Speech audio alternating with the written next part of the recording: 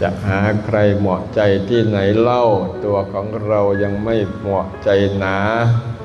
อนิจจังทุกขังอนัตตารู้ล่วงหน้าเสียก่อนไม่ร้อนใจนะ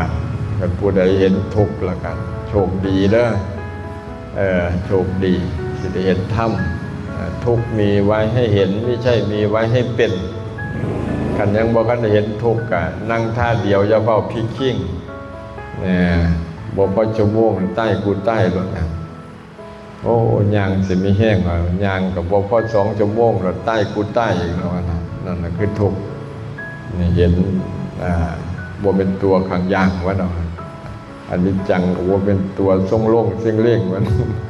บ่มีเขาคือกวงตัวอนัตตากับบ่เป็นเขาคือง่วง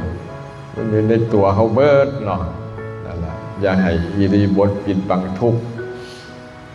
ข้อแรกของอริยสัจสี่ก็ทุกข์เป็นบ่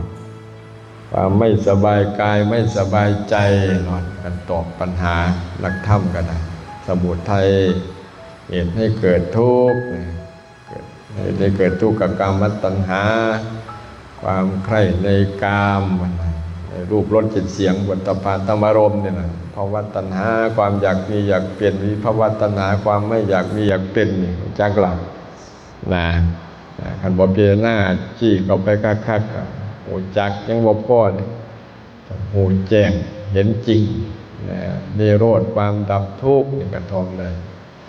มรรคคือหนทางถึงความดับทุกข์อริยมรรคเนาะทุกข์สมุทัยในนิโรธมรรคของจักรหลักนี่เป็นหลักไว้ซะกันมาย้ำเรื่องทุกข์อธิบายก็ได้โหจริงๆแต่ละคนมันก็เป็นก้อนถ้ำนั่นแหละเนาะ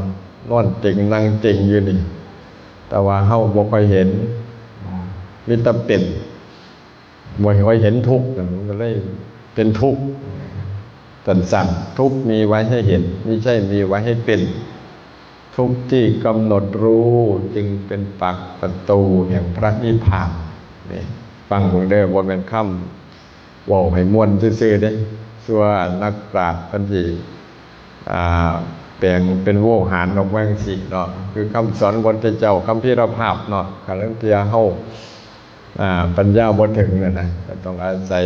ครูบาอาจารย์อธิบายขยายความรู้เท่าทันทุกข์จึงเป็นสุขที่สมบูรณ์จังซี่มันก็ค่อยแจ้งว่าแม่นว่าจำหลักให้ได้ซะกันว่าทุกข์มีไว้ให้เห็นไม่ใช่มีไว้ให้เป็นนี่แสดงว่าเรื่องทุกข์บ่ให้เป็นทุกข์นั่น